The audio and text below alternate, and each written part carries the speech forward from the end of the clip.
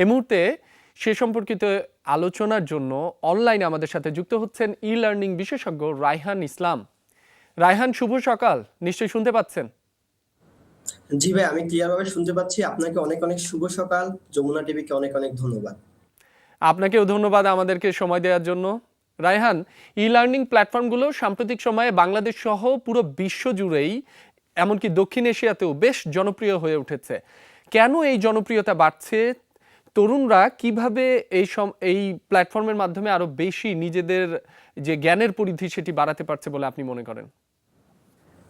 হ্যাঁ, ই-লার্নিং আপনার ইন্টারনেটের অ্যাক্সেসিবিলিটি যত বেশি বাড়ছে তার সাথে সাথে আমরা লক্ষ্য করছি বাংলাদেশ সহ সারা যে দক্ষিণ এশিয়ার যে অঞ্চলগুলো রয়েছে সেখানেও কিন্তু ই-লার্নিং যে প্ল্যাটফর্ম কনসেপ্টটা সেটা আরো বেশি জনপ্রিয় হয়ে উঠতেছে। কারণ দেখেন, একটা জিনিস খুব সহজে আমি যদি বলি, আমাদের প্ল্যাটফর্ম লার্নিং বাংলাদেশ লাস্ট 3 থেকে 4 বছরে আমরা প্রায় 1 লক্ষ তরুণের স্কিল ডেভেলপ করেছি বাংলাদেশের 500+ জায়গা থেকে। এখন আমরা যদি ফিজিক্যাল ভাবে সেখানে আসলে আমাদের স্কিল ডেভেলপমেন্টের জন্য সেন্টার গড়ে তুলতে চাইতাম, তাহলে সেটা অনেকের জন্য অনেক ব্যারিয়ার থাকতো, আমাদের জন্য অনেক প্রবলেমেটিক হতো। তো এই সব জায়গায় বিশেষ করে আপনার এই যে তরুণরা নতুন কিছু শিখতে চাচ্ছে, সময়ের সাথে তাল মিলিয়ে তারাও আসলে নতুন স্কিলগুলো ডেভেলপ করে নিজেদের ক্যারিয়ারকে আরো বেশি বুস্ট করতে চাচ্ছে। তো এই যে আকাঙ্ক্ষা, এই আকাঙ্ক্ষা থেকেই আপনার ই লার্নিংটা আরো বেশি বাংলাদেশে জনপ্রিয় হয়ে উঠতেছে। এখন একজন প্রত্যন্ত অঞ্চলে যেই তরুণ রয়েছে যে কিনা নিজের স্কিলটা ডেভেলপ করতে চায়, সেখানেও কিন্তু সে এখন করতে পারতেছে খুব ইজিলি, যে একটা প্ল্যাটফর্মে খুব কম প্রাইসে একটা কোর্স এনরোল করে। ঠিক আছে? তো এই যে ইন্টারনেটের অ্যাক্সেসিবিলিটি বৃদ্ধি পাওয়া, তার সাথে সাথে তরুণদের সময়ের সাথে তাল মিলিয়ে চলতে থাকা, এই দুইটা সংমিশ্রণেই বাংলাদেশ সহ দক্ষিণ এশিয়ার এই অঞ্চলগুলোতে ই লার্নিং বেশি জনপ্রিয় হয়ে উঠতেছে। রায়হান ইসলাম, আপনি জানাচ্ছিলেন বেশ জনপ্রিয় হয়ে উঠছে, কোয়ান্টিটিও অনেক বাড়ছে। ই লার্নিং প্ল্যাটফর্মের যে সংখ্যা সেটি কিন্তু দিন দিন বেড়েই চলেছে। সেক্ষেত্রে যেটির সংখ্যা বাড়ে সেখানে একটি প্রশ্ন চলে আসে, কোয়ালিটির বিষয়টা। আমাদের বাংলাদেশে কিন্তু সেটি আরও দুশ্চিন্তার বিষয় হয়ে দাঁড়াচ্ছে। সেক্ষেত্রে কোয়ালিটি প্রোভাইড করার জন্য আপনাদের কি কি বিষয়ে গুরুত্ব আরোপ করছেন, বা এই বিষয়ে যারা পে করছে তারা আসলেই সে সম্পর্কিত জ্ঞানগুলো পাচ্ছে কিনা, বা ট্রেনাররা যথেষ্ট প্রশিক্ষিত কিনা, সেই বিষয়গুলোতে আরো কি কি গুরুত্ব আরোপ করা প্রয়োজন বলে আপনি মনে করেন? অ্যাকচুয়ালি ইন্টারনেটের এই যুগে বা এআই এর এই যুগে বিশেষ করে আপনার কিন্তু মানুষ নতুন কিছু খুব সহজে শিখতে পারতেছে। এখন এমন যে কেউ একজন কিছু একটা শিখলো এবং সেটা শিখাতে গেল, তখন দেখা যায় কোয়ালিটিটা নিয়ে একটা কোয়েশ্চেন চলে আসতেছে। প্লাস ই লার্নিং প্ল্যাটফর্মটা এমন একটা কনসেপ্টের উপরে বেস করে তৈরি, এখানে কিন্তু আপনার খুব বেশি ব্যারিয়ার নাই। ঠিক আছে? আপনার কাছে যদি ইন্টারনেট থাকে তাহলে আপনি ইউটিউব থেকে দিয়েও একটা আপনার চ্যানেল দাঁড় করাতে পারেন, কিংবা আপনি জাস্ট ওয়ার্ডপ্রেস কিংবা বর্তমানে তো ভাইব কোডিং, এআই এর যুগে ভাইব কোডিং অনেক বেশি জনপ্রিয়। তো সেখানে আসলে এই জায়গাটাতে প্ল্যাটফর্ম তৈরি করা এবং সরাসরি মার্কেটে এন্টার করা খুবই ইজি। তো এখানে আসে কোয়ালিটির প্রশ্নটা, যেটা হলো কোয়ালিটি আমরা কিভাবে এনশিওর করতে চাই কিংবা কিভাবে এনশিওর করা উচিত। অ্যাকচুয়ালি ট্রেনারদের আপনার কমিউনিকেশন স্কিলটা একটু ভালো থাকতে হবে, এবং সে যেই বিষয় ট্রেন্ড আপ করছে সেখানে তার বাস্তব অর্থে কোনো তার জ্ঞান আছে কিনা সেটা নিশ্চিত করতে হবে। এখন আমি চ্যাট জিপিটি কিংবা জেমিনাই থেকে কোনো কিছু জেনে সেটা যদি দিয়ে একটা কোর্স ডেভেলপ করি, তাহলে দেখা যাবে হ্যাঁ, একটা লেভেল পর্যন্ত হয়তোবা লার্নারদেরকে আমরা শিখাইতে পারবো, কিন্তু সেখানে যে ডেপথ যে নলেজটা আছে সেটা কিন্তু তারা পাবে না। ঠিক আছে? তো এই জায়গাতে আমার মনে হয় যে কোয়ালিটি গুলো নিয়ে, প্লাস ই লার্নিং এর যদি কোনো নীতিমালা সরকার থেকে আসে এবং সেই নীতিমালার আওতায় যদি আমরা রান করতে পারি আমাদের প্ল্যাটফর্মগুলো, তাহলে কোয়ালিটি যেমন নিশ্চিত হবে, প্লাস আমাদের তরুণরাও সেই কোয়ালিটিফুল কন্টেন্ট দেখে বা তাদের স্কিলগুলো আরো শার্প করতে পারবে। রায়হান ইসলাম, আপনার কাছে আরো একটি বিষয় জানতে চাই। প্রতিবন্ধী বা ডিফারেন্টলি এবল যে সকল জনগোষ্ঠী আমাদের রয়েছে, তরুণ তরুণী রয়েছে, তাদের জন্য ঠিক ই লার্নিং প্ল্যাটফর্মটি কতটা কার্যকর ভূমিকা রাখতে পারে? কারণ সমাজে চলতে তাদের কিছুটা প্রতিবন্ধকতার শিকার হতে হয়, যেহেতু তারা বিশেষ চাহিদা সম্পন্ন শিশু বা কিশোর অনেকেই রয়েছেন। তাদের জন্য এ সকল ই লার্নিং প্ল্যাটফর্মগুলোর বিশেষ কোনো পরিকল্পনা বা কতটা কার্যকর ভূমিকা রাখছে? আচ্ছা, এটা কিন্তু খুবই চমৎকার একটা কোয়েশ্চেন। কারণ হলো যে বর্তমানে ই লার্নিং যে কনসেপ্টটা সেটা কিন্তু ডেভেলপ করা হয়েছে অ্যাক্সেসিবিলিটির উপরে বেস করে। যেটা আমি প্রথমেই বললাম, যে বাংলাদেশের বিভিন্ন অঞ্চল থেকে, প্রত্যন্ত অঞ্চল থেকেও তরুণরা তাদের স্কিল ডেভেলপ করতে পারতেছে। এই যে অ্যাক্সেসিবিলিটিটা, ঠিক আছে? এটা আসলে তখনই পূর্ণতা পাবে যখন এই অ্যাক্সেসিবল আপনার প্ল্যাটফর্মটা যে প্রতিবন্ধী যে ব্যক্তিরা আছে তারাও অ্যাক্সেস করতে পারবে। এখন দেখেন প্রতিবন্ধকতার কিন্তু অনেক ধরন রয়েছে। অনেকে হয়তোবা হাঁটা চলা ফেরায় অনেক বেশি প্রবলেম হয়, কেউ দৃষ্টি প্রতিবন্ধী। তো এখন একজন দৃষ্টি প্রতিবন্ধী ব্যক্তি যখন আপনার প্ল্যাটফর্মে বা ই লার্নিং প্ল্যাটফর্মগুলোতে আসবে, তাদের কন্টেন্ট গুলা কনজিউম করবে কিংবা স্কিল ডেভেলপ করবে, তখন কিন্তু সেটা আপনার প্রতিবন্ধী ব্যক্তিদের বান্ধব হতে হবে। তো এখানে আসলে প্রতিবন্ধক বান্ধব ওয়েবসাইট গুলা কিভাবে তৈরি করা হয়, সেখানে কিন্তু আপনাকে জানতে হবে যে কন্টেন্টের মধ্যে আপনার সাবটাইটেল থাকবে কিনা, কিংবা সাইন ল্যাঙ্গুয়েজ ইন্টারপ্রেট করা থাকবে কিনা। এমনকি আপনি যে প্ল্যাটফর্মটা বা ওয়েবসাইটটা ডেভেলপ করতেছেন সেখানেও কিন্তু আপনার সাপোজ কোন একটা ইমেজ আছে, সেটা আপনার অল্টার টেক্সট থাকবে কিনা। কারণ দৃষ্টি প্রতিবন্ধী ব্যক্তিরা কিন্তু বিভিন্ন সফটওয়্যারের মাধ্যমে, স্ক্রিন রিডার সফটওয়্যারের মাধ্যমে আমরা জানি তারা নেভিগেট করে আপনার ওয়েবসাইটটা। তো সেখানে আপনার যদি অল্টার টেক্সট না থাকে এবং কি যে ওয়েব ডেভেলপমেন্টের যে সিনটেক্স গুলা যথাযথভাবে সেখানে না থাকে, তাহলে কিন্তু তারা সেখানে বুঝতে পারবে না। তাদের স্ক্রিন রিডার যে সফটওয়্যার আছে, এনভিডিয়ার মতো যে সফটওয়্যার গুলো আছে, তারা কিন্তু আপনার রিড করতে পারবে না তাদের ওয়েবসাইট গুলা।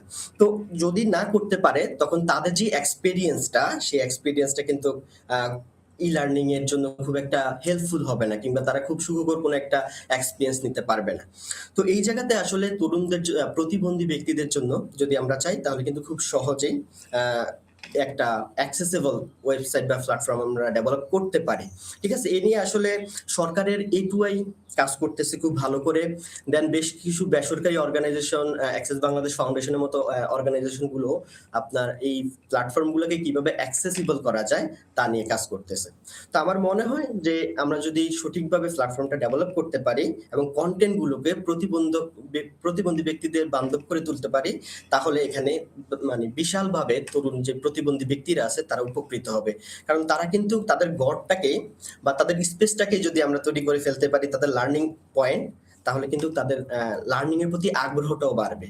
অনেক সময় দেখা যায়, আমি জাস্ট ছোট্ট করে একটু শেষ করে দিচ্ছি এই কোশ্চেনটা। অনেক সময় দেখা যাচ্ছে তারা হয়তো বা সমান তালে সবার সাথে, যে অপ্রতিবন্ধী ব্যক্তি যারা আছে তাদের সাথে সমানভাবে চলতে পারতেছে না, কিংবা সমানভাবে সবকিছু মানে বুঝারও ক্যাপাসিটি অনেক সময় কম থাকে। যারা আমরা জানি বুদ্ধি প্রতিবন্ধী ব্যক্তি যারা আছেন, তাদের ক্ষেত্রে হয়তো সমানতালে চলাটা, সমানতালে বোঝাটা অনেক সময় প্রবলেম হয়ে যায়। তখন সেই জায়গাতে সে যদি একটা recorded course, recorded content consume করে, তখন সে বারবার রিপিট করে দেখতে পারবে। তো এইসব পয়েন্ট অফ ভিউ থেকে আমার মনে হয় যে প্রতিবন্ধী ব্যক্তিদেরকে যদি আমরা সত্যি স্কিল করে তুলতে পারি, করতে চাই, তাহলে ই লার্নিং এর আসলে বিকল্প নাই। আপনি জানাচ্ছিলেন কিভাবে তারা উপকৃত হতে পারে, বিশেষ চাহিদা সম্পন্ন মানুষ যারা রয়েছেন বা ডিফারেন্টলি এবল যে পার্সনরা রয়েছেন।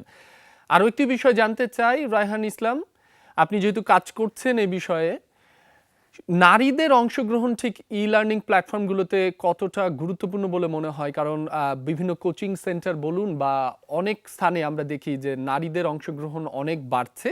পাশাপাশি একটু ভিন্ন চিত্রও দেখা যায় প্রত্যন্ত গ্রামাঞ্চলে বা প্রত্যন্ত অঞ্চল যেগুলো আমাদের দেশে রয়েছে, সেখান থেকে ঠিক অ্যাক্সেস করা এইসব কোচিং সেন্টারে ফিজিক্যাল যেখানে ক্লাস নেওয়া হয়, সেগুলোতে অনেক সময় অনেক পরিবারের জন্য বা অনেক পরিবারের সদস্যের জন্য সম্ভব হয়ে ওঠে না, অনেক পার্সপেক্টিভের ব্যাপারও থাকে সোসাইটাল। সেক্ষেত্রে ই লার্নিং প্ল্যাটফর্মে কেমন সাড়া পাচ্ছেন নারীদের জন্য, বা নারীদের অংশগ্রহণ কেমন? আমাদের প্ল্যাটফর্ম লার্নিং বাংলাদেশে যে নারীদের জন্য, নারীদের খুব বেশি আমরা অনেক বেশি নারী আমাদের ব্যাচ গুলাতে জয়েন করতেছে বিভিন্ন জায়গা থেকে, শুধুমাত্র ঢাকা থেকে না, বিভিন্ন জায়গা থেকে।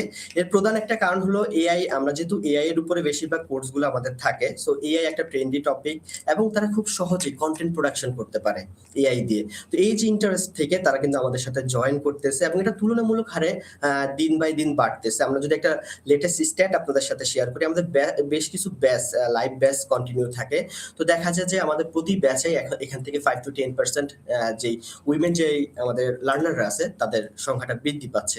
তো এইটা একটা পজিটিভ দিক যে সারা বাংলাদেশ থেকে নারীরাও আসলে স্কিল ডেভেলপ করতেছে এবং এই স্কিলকে কাজে লাগিয়ে তারা কিন্তু ঘরে বসেই অনেক আয় করতে পারতেছে, অনেক ফ্রিল্যান্সিং করতেছে, অনেকে একটা এজেন্সি ডেভেলপ করে ফেলতেছে। তো এখানে আসলে আমার মনে হয় যে ই লার্নিং নারীদের জন্য আরো অনেক বেশি অ্যাক্সেসিবল এবং তাদের জন্য অনেক বেশি বেনিফিট নিয়ে আসবে। এ বিষয়ে ছোট করে আরো একটি বিষয় জানতে চাই, নারীদের জন্য বিশেষ কোনো স্কলারশিপ বা ছাড়ের সুযোগ আপনারা রাখার চিন্তা ভাবনা বা রাখছেন কিনা তাদের আরো বেশি অনুপ্রাণিত করতে? নারী দিবস উপলক্ষে আমাদের সামনেতে একটা ক্যাম্পেইন লঞ্চ হচ্ছে, সেখানে আমরা শুধুমাত্র আমাদের নারী শিক্ষার্থীদের জন্য স্পেশাল আমাদের সকল যে কোর্স গুলা রয়েছে সেখানে আমরা 50% পর্যন্ত ডিসকাউন্ট করে থাকি, এবং যে কোনো আপনার জাতীয় দিবস গুলোতেও এই ধরনের ডিসকাউন্ট গুলো আমরা আমাদের সকল লার্নারদের প্রোভাইড করে থাকি। তো সেখানে আসলে কোনো একজন প্রত্যন্ত অঞ্চলে যে কেউ যদি যোগাযোগ করে সরি যে কেউ যদি আমাদের সাথে যোগাযোগ করে তখন কিন্তু আমরা তাদের জন্য স্পেশাল স্কলারশিপের ব্যবস্থা করে থাকি। দারুণ উদ্যোগ। আরো একটি বিষয় জানতে চাই, আমরা সম্ভাবনার কথা শুনছিলাম, অগ্রগতির কথা শুনছিলাম ই লার্নিং প্ল্যাটফর্মগুলোর বাংলাদেশে।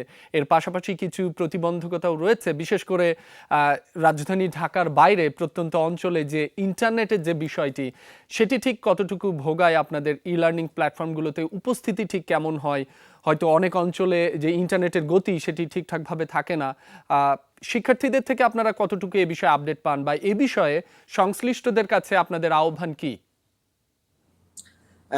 ইন্টারনেট অ্যাক্সেসিবিলিটি আমাদের যে সকল লার্নাররা জয়েন করে তার ম্যাক্সিমাম আমাদের যেহেতু লাইভ ব্যাচগুলো আমরা কন্টিনিউ করি, সেক্ষেত্রে ইন্টারনেট একটা মেজর রোল প্লে করে এখানে।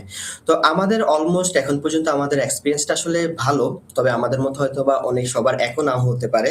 আমাদের লার্নার থেকে আমরা ইন্টারনেট ইস্যু নিয়ে খুব একটা প্রবলেম ফেস করতেছি না। তবে হ্যাঁ, যদি সকল জায়গায় ইন্টারনেটটা আমরা আরো বেশি অ্যাক্সেসিবল করতে পারি তাহলে কিন্তু আমাদের লার্নারের সংখ্যা আরো বাড়বে, আরো বড় কোলাবরে আমরা হয়তো বা কাজ করতে পারার সুযোগ পাবো।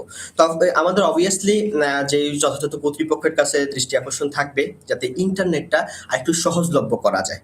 ঠিক আছে, ইন্টারনেটটা যদি আরেকটা যেমন ঢাকার বাহিরে যে সকল প্রত্যন্ত অঞ্চল তারা হয়তো মোবাইলের ডাটা দিয়ে আপনার আমাদের ক্লাসগুলো করে, তখন তাদের জন্য একটু এক্সপেন্সিভ হয়ে যায় বিষয়টা। যদি সেখানে আমরা আমাদের অপটিক্যাল ফাইবারের কেবল দিয়ে যদি ইন্টারনেট প্রোভাইড করতে পারতাম প্রত্যন্ত অঞ্চলগুলোতে, তখন কিন্তু আমাদের লার্নারের পরিমাণ যেমন বাড়তো, আমাদের দক্ষ জনশক্তির পরিমাণও তেমন বাড়বে। তো অফকোর্স আমাদের রিকোয়েস্ট থাকবে যাতে ইন্টারনেটটা একেবারে প্রত্যন্ত অঞ্চল পর্যন্ত আমরা আরো বেশি অ্যাক্সেসিবল করে তুলতে পারি। আরও একটি বিষয় রায়হান ইসলাম, আপনার কাছে জানতে চাচ্ছিলাম, আমরা একেবারেই শেষ পর্যায়ে রয়েছি।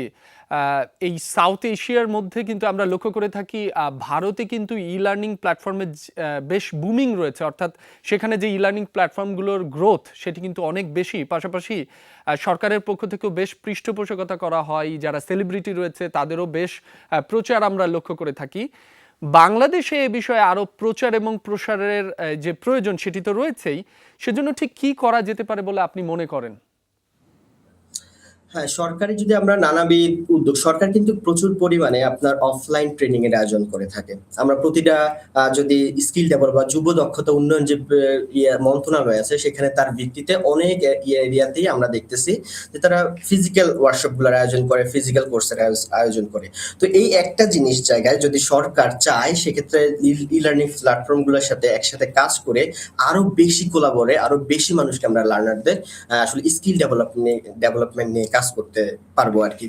তো এই জায়গা থেকে সরকারের অবশ্যই আমি রিকোয়েস্ট করব তারা যাতে ই লার্নিং, বর্তমানে ই লার্নিং যেহেতু জনপ্রিয় হয়ে উঠতেছে, এটাকে আরো একটু গুছিয়ে আরো একটি তাদের সাথে তরুণদের সাথে যুব দক্ষতা বিষয়ক যে মন্ত্রণালয় আছে তাদের মাধ্যমে যদি আমরা আরো বেশি তরুণদের কাছে পৌঁছাতে পারি, তাহলে আমার মনে হয় আমাদের যেরকম দক্ষ জনশক্তিও আমাদের তৈরি হবে, প্লাস আমাদের যে সরকারের যে রানিং যে প্রজেক্ট গুলো আছে যেগুলো আমরা হয়তো দেখি ফিজিক্যাল ওয়ার্কশপ কিংবা ফিজিক্যাল যে কোর্স গুলো থাকে সেখানেও লার্নারদের পরিমাণ তুলনামূলক বাড়বে।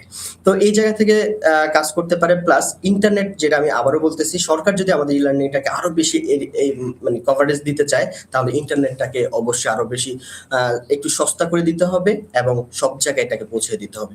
তাহলে আমার মনে হয় বাংলাদেশে ই লার্নিংটা আরো বেশি জনপ্রিয় হয়ে উঠবে, একই সাথে আমাদের তরুণরাও আরো বেশি স্কিলড হয়ে উঠবে। রায়হান ইসলাম, সবশেষ আপনার কাছে একটি বিষয় জানতে চাই। ফিজিক্যাল যে ক্লাসগুলো রয়েছে, যে লার্নিং প্ল্যাটফর্মগুলো রয়েছে, ই লার্নিং এর ক্ষেত্রে শিক্ষার্থীদের একটি ধারণা থাকে যে সেটি যথেষ্ট যে ফলাফল সেটি বয়ে আনে না।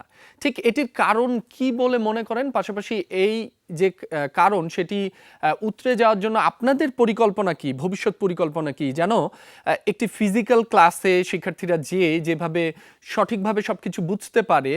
কেন ই লার্নিং প্ল্যাটফর্মগুলোতে অনেক একটি অংশ শিক্ষার্থীদের মনে করে যে এটি যথেষ্ট ফ্রুটফুল হবে না? এই ধারণা থেকে বেরিয়ে আসার জন্য আপনারা কি ধরনের বেটার এক্সপিরিয়েন্স প্রোভাইড করতে চান ভবিষ্যতে? তো দেখেন আমাদের সবগুলা এখন কিন্তু আমরা আমাদের ব্যাচগুলা যে ব্যাচগুলো আমরা রানিং করি অনলাইনের ই লার্নিং যে আমাদের লাইভ ব্যাচগুলা সেগুলোর পাশাপাশি আমরা সাপোর্ট সেশনের আয়োজন করে থাকি এবং আমাদের কিন্তু ডেডিকেটেড একটা সাপোর্ট টিম রয়েছে যাদের সাথে যে কোনো সময় আপনি স্ক্রিন শেয়ার করে আপনার আপনার যদি ফোনের স্ক্রিন শেয়ার করেন কিংবা ল্যাপটপের স্ক্রিন শেয়ার করেন এবং শেয়ার করে আপনার প্রবলেমটা আমাদেরকে দেখাতে পারবেন, তখন আমাদের একজন এক্সপার্ট সেখানে কিন্তু তাদের এই প্রবলেমটা সলভ করে দেয়। ঠিক আছে। আর যেহেতু আমাদের কাছে যে লাইভ ব্যাচগুলোর পাশাপাশি আমাদের যে রেকর্ডেড কন্টেন্ট গুলা থাকে কিংবা লাইভ ব্যাচের যে রেকর্ডিংটা থাকে এইটা কিন্তু তারা পরবর্তীতে তাদের সময় করে এবং রিল্যাক্সে তারা এই কন্টেন্ট গুলো কনজিউম করতে পারে, প্র্যাকটিস করতে পারে এবং তাদের প্র্যাকটিস গুলো আমাদের সরাসরি গ্রুপের মাধ্যমে, একটা সিক্রেট গ্রুপ থাকে সেই গ্রুপের মাধ্যমে আমাদের মেন্টরদের সাথে কানেক্ট করতে পারে। তা আমার মনে হয় ফিজিক্যাল ওয়ার্কশপ গুলাতে, ফিজিক্যাল যে ব্যাচ গুলা থাকে কিংবা ট্রেনিং সেন্টার গুলা থাকে সেখান থেকে আমরা যদি এই যে আমরা রেকর্ডেড ভার্সনটা দিচ্ছি, প্রোভাইড করতেছি, এই রেকর্ডেড ভার্সনটা দেখে যদি তারা প্র্যাকটিস করে তাহলে তাদের লার্নিংটা আরো বেশি স্মুথ হয় এবং আরো বেশি লং লাস্টিং হয়। ঠিক আছে। তো এই জায়গাতে আমাদের জন্য আমরা যেটা পরিকল্পনা গ্রহণ করি, আমাদের একটা সাব ডেডিকেটেড সাপোর্ট টিম থাকে যেন আমাদের লার্নাররা 24/7 তাদের যে কোনো প্রবলেম, যে কোনো ইস্যু আমাদের গ্রুপগুলোতে শেয়ার করে এবং সেখানে আমরা তাদেরকে আসলে সাপোর্ট করে থাকি। রায়হান ইসলাম, আপনাকে অনেক ধন্যবাদ আমাদের সাথে ই লার্নিং বিষয়ক বেশ কিছু গুরুত্বপূর্ণ তথ্য তুলে ধরার জন্য।